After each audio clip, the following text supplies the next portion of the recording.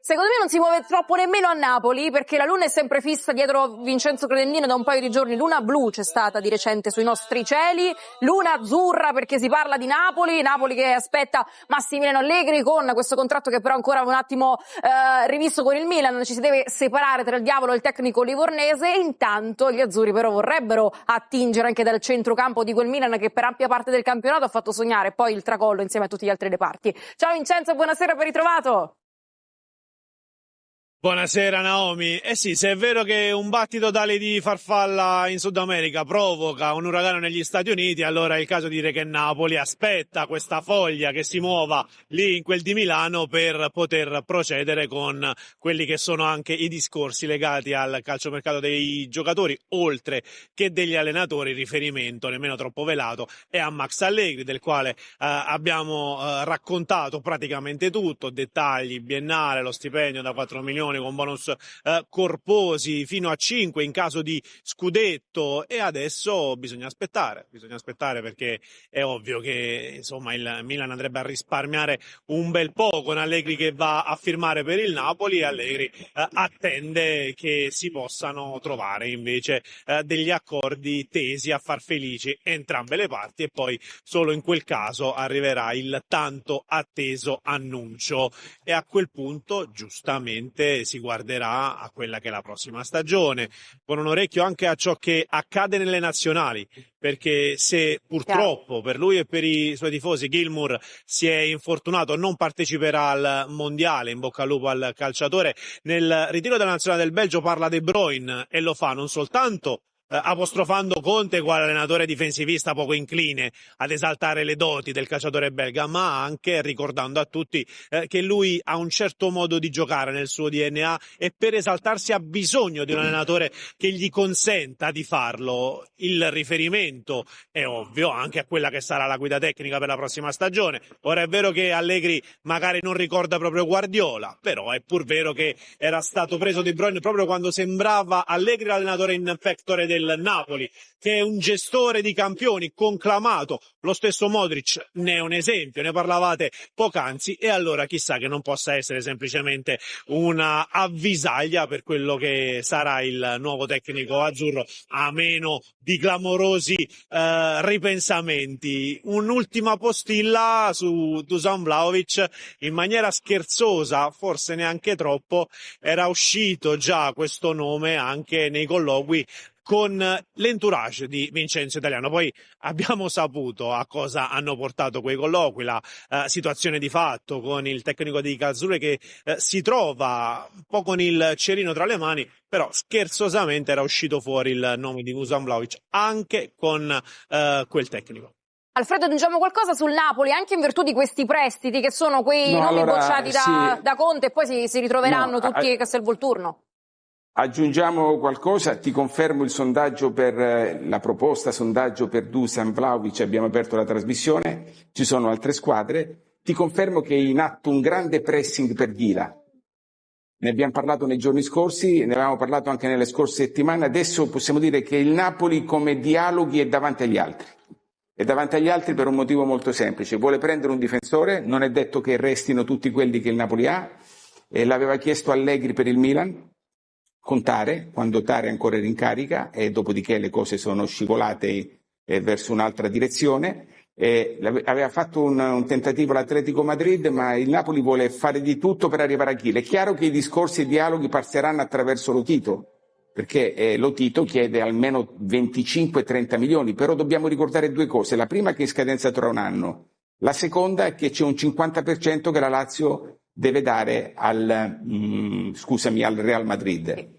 Quindi se ti accontenti di andare a 0 e non prendere 10, ti faccio un esempio, quindi il Napoli sta parlando con l'entourage ed è in assoluto pressing su Ghila. Poi, a parte Rabiot, a parte il sondaggio, comunque i dialoghi per Vlahovic, ti volevo confermare il nome di un portiere, Kovar del PSV, tra l'altro protagonista in quel indimenticabile, purtroppo in negativo, PSV Napoli di Champions. Perché? Perché il Napoli cerca un altro portiere. La novità quale potrebbe essere?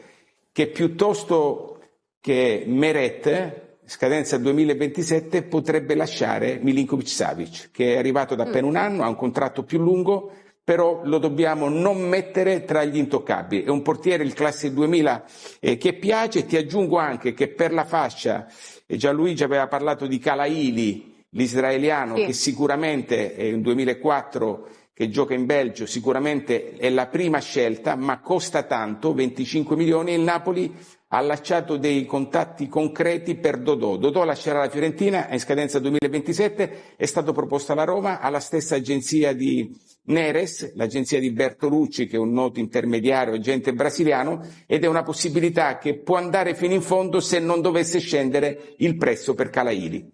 Togliamo anche De Bruyne dalla lista degli intoccabili dopo le dichiarazioni di questo weekend e il fatto di aver detto... Questa è una cosa, sì, questa è una cosa in automatico, come giustamente ricordi, però passerà attraverso quello che ha detto lui, cioè i dialoghi che dovrà avere con Allegri. Quando Allegri sarà libero parlerà, magari ci starà pure parlando in questi giorni, vedremo quale sarà la soluzione. Perché il dubbio che è sorto spontaneo in tutti noi quando Kevin De Bruyne ha detto che non è stato convinto della proposta di Conte troppo difensivista è stato: e allora quella di Allegri, Giovanni Capuano, cosa potrà pensare mai Kevin De Bruyne? Quella di Allegri vediamo. Perché, vediamo, insomma, dici, punti all'evoluzione. Io, ad esempio, è molto interessante la traccia di Vlahovic di cui si parla e di cui hanno parlato anche questa sera. Però ad esempio mi viene in mente che lui a Napoli potrebbe trovare il centravanti che non ha avuto al Milan e paradossalmente una batteria di esterni anche interessante, poco compatibile con il giocare con due punte, perché se tu prendi Vlahovic e lo accosti a Højlund è difficile che scegli che uno sia la riserva dell'altro, quindi magari invece vediamo Allegri giocare in un modo diverso rispetto a quello che è stato nell'ultima stagione nel Milan e nell'ultima stagione alla Juventus, quando con Chiesa ha cercato di fare più o meno quello che dopo ha cercato di fare con Leao, cioè prendere un esterno e avvicinarlo alla porta, in entrambi i casi senza grandi risultati. Quindi io credo che il Napoli possa fare meno di De Bruyne. Al netto della forma delle dichiarazioni, di parlare quando l'allenatore è appena uscito dal cancello, che non è il massimo dell'eleganza, al netto che è stato a lungo infortunato, però alla fine anche all'inizio quando c'è stato e anche dopo quando è tornato l'innesto di De Bruyne nel Napoli è stato un innesto che non ha portato quasi nulla di buono e probabilmente non solo per colpa di Conte. Ha uno stipendio evidentemente pesantissimo. De Laurentiis comunque in questa sua operazione ha bisogno di alleggerire un po' anche per fare spazio ad altre cose.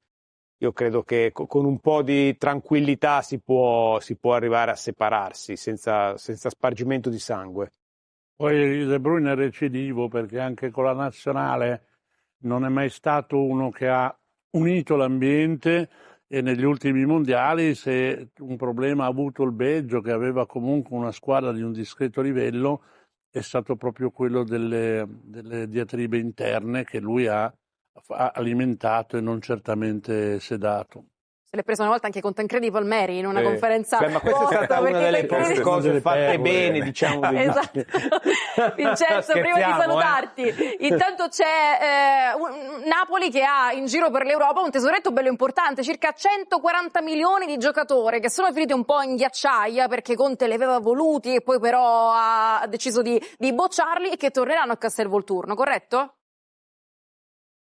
Allora facciamolo questo giro per l'Europa, cominciando dal settore offensivo. Niente riscatto per Lucca, tornerà, vedremo con quali aspirazioni. Lang invece le ha manifestate, o meglio le ha manifestate suo padre, è stato proprio il papà a far capire come l'esterno abbia assolutamente l'intenzione di giocarsi almeno il suo posto, sia convinto di poterlo fare nella prossima stagione. E poi andiamo proprio su quello che è un discorso legato anche a delle conferme che ci sono arrivate dalla Spagna per quel che riguarda Rafa Marín. Dopo una stagione interessante, ben disputata con la maglia del Villarreal, torna per giocarsi un posto e da capire poi chiaramente quali potrebbero essere gli scenari. In questo momento è probabile che andrà sicuramente ad aggregarsi alla squadra nel ritiro, ma arriva ecco con dei crismi tendenti almeno alla lotta per la titolarità. Discorso diverso per Bokema, e lì infatti possiamo poi andare a inserire anche un corteggiamento ormai per nulla velato verso Chila, del quale ha parlato anche lo stesso agente. Perfetto, grazie Vincenzo Credendino, buonanotte, ci troviamo domani. Ciao ragazzi, amici azzurri, bentrovati sul canale. Prima di iniziare voglio sapere una cosa da voi. Che cosa ne pensate del programma che avete appena visto? E soprattutto, qual è la vostra opinione sugli ultimi aggiornamenti di mercato che stanno riguardando il Napoli? Le discussioni sono sempre più accese e il futuro degli azzurri continua a tener banco tra tifosi, addetti ai lavori e opinionisti. Nel frattempo arrivano nuove indiscrezioni che riguardano la costruzione della squadra della prossima stagione. Il Napoli continua infatti a lavorare sotto traccia per individuare giovani talenti da inserire nella rosa. Tra i profili che vengono seguiti con particolare attenzione c'è quello di Moris Valincic, esterno difensivo croato che negli ultimi mesi ha attirato l'interesse della dirigenza azzurra, grazie alle sue prestazioni sempre più convincenti. Parliamo di un calciatore giovane, moderno, con buona esperienza internazionale e soprattutto con importanti margini di crescita. Durante l'ultima stagione ha mostrato qualità interessanti, sia in fase difensiva sia nella spinta offensiva, caratteristiche che lo rendono particolarmente adatto al calcio intenso e dinamico che il Napoli vuole proporre nei prossimi anni. L'attenzione del club non si limita però soltanto alle corsie esterne, anche il ruolo del portiere resta sotto osservazione. Molto dipenderà dalle decisioni che verranno prese nelle prossime settimane riguardo all'attuale organico. In caso di cambiamenti tra i pali, il Napoli avrebbe già individuato alcuni profili da monitorare attentamente, e tra questi ci sarebbe anche Matej Kovar, portiere ceco classe 2000, che negli ultimi anni ha maturato esperienza ad alto livello europeo. La dirigenza sta quindi lavorando contemporaneamente su più tavoli, con l'obiettivo di costruire una rosa giovane, competitiva e pronta ad affrontare una stagione che si preannuncia particolarmente impegnativa. E anche oggi arrivano segnali chiari sulla strategia del club: investire sul futuro senza rinunciare alla qualità immediata. Ma non finisce qui, parleremo di un'altra notizia importante che riguarda del Napoli. E adesso arriva una notizia importantissima che farà sicuramente piacere a tantissimi tifosi del Napoli. Alisson Santos è ufficialmente tutto del Napoli. La società azzurra ha infatti deciso di esercitare il diritto di riscatto e di acquistare a titolo definitivo il talento brasiliano dopo gli straordinari mesi vissuti in maglia azzurra. Una scelta che, a dire il vero, era nell'aria già da tempo, ma che adesso è diventata definitiva. Il club ha deciso di puntare con convinzione sul classe brasiliano, dopo le ottime prestazioni offerte nella seconda parte della stagione.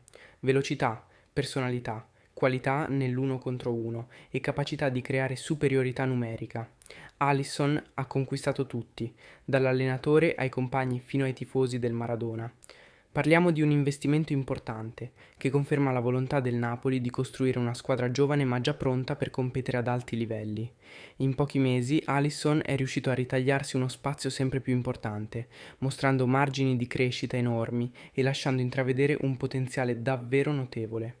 La sensazione è che il Napoli consideri il brasiliano uno dei pilastri del futuro, non soltanto una scommessa, ma un calciatore sul quale costruire parte del nuovo progetto tecnico che nascerà nelle prossime settimane, ed è una notizia che accende inevitabilmente l'entusiasmo della tifoseria, perché quando una società investe su giovani di talento e decide di blindarli subito, significa che c'è una programmazione chiara alle spalle. Adesso però voglio sapere anche la vostra opinione. Pensate che Alisson Santos possa diventare uno dei protagonisti del Napoli del futuro? Credete che il suo riscatto sia stato uno dei migliori affari conclusi dal club negli ultimi anni? Scrivetemelo nei commenti perché sono davvero curioso di leggere il vostro punto di vista. Per il momento ci fermiamo qui, ma le notizie sul Napoli non finiscono mai e nelle prossime ore potrebbero arrivare ulteriori aggiornamenti su allenatore, mercato e strategie per la nuova stagione. Per questo motivo vi invito a mettere mi piace al video, iscrivervi al canale e attivare la campanella delle notifiche per non perdervi tutte le ultime novità sul Napoli, gli aggiornamenti di mercato, le analisi post partita, i dibattiti televisivi, le conferenze stampa e tutto quello che accade ogni giorno nel mondo azzurro. Noi ci vediamo nel prossimo aggiornamento. Forza Napoli sempre!